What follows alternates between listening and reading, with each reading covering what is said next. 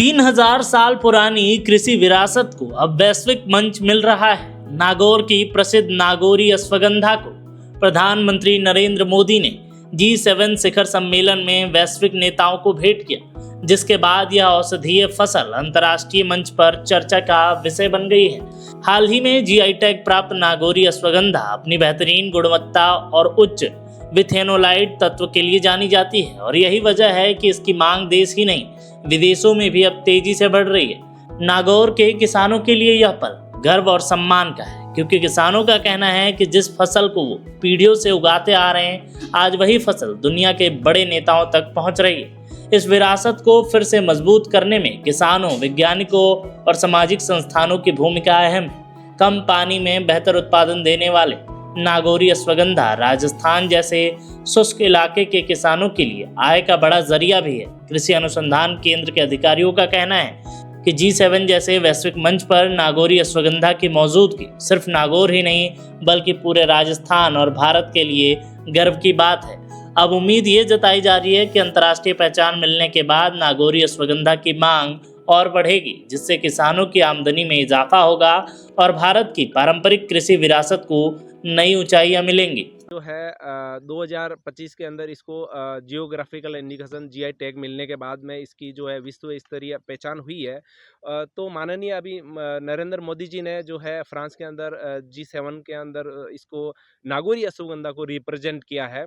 तो ये वास्तव में जो है विश्व स्तरीय पहचान है, क्योंकि ये औषधीय जो फसल है, ये नागौर जो है हमारा राजस्थान का मुख्य जिला है, जो मुख्य रूप से सेंटर में आता है राजस्थान के लिए। और इसकी महत्वता को देखते हुए औषधीय जो इसकी गुण है, उसके अंदर जो एल्कोलॉइड्स है, जो हमारे शरीर के लिए बहुत ही ज़्यादा लाभदायक है। मोदी जी ने अश्वगंधा के बारे में विश्व स्तर पहुंचाने के लिए बहुत बहुत धन्यवाद। नागौर के किसानों के लिए बहुत खुशी की बात है। मैंने 4 साल से ये कोशिश कर रहा हूँ कि नागौरी अश्वगंधा की खेती कैसे की जाती है। मेरे को इतना पहले नॉलेज नहीं था। नागौर के कृषि विभाग के अधिकारी है, वो हमारे संपर्क में आए। उसके बाद मैंने अश्वगंधा की खेती की रफ्तार पकड़ी हो। अब की बार बहुत अच्छी खेती हुई है नागौर में यह अश्वगंधा की, और बहुत शानदार है। जी सर, आप अश्वगंधा की खेती भी करते हैं और उनके कुछ जानकारी है आपको अश्वगंधा की किस तरीके से, क्या प्रोजेक्ट में, किस आयुर्वेद में काम आता है और क्या है उसका पूरा मामला, वो बता दीजिए। जी सर, देखिए अभी हम लोग अश्वगंधा के खेत में ही आए हुए हैं। ये नागौर ज़िले के मालगांव गांव में एक खेत है, जो किसान हैं उनके किसानों के खेत में आए हुए हैं। और हम ये देख रहे हैं कि अश्वगंधा की खेती काफ़ी अच्छी लगी हुई है। यहाँ पे आप देख सकते हैं बहुत सारे पौधे लगे हुए हैं और अभी इसको हार्वेस्टिंग करने में थोड़ा टाइम भी है।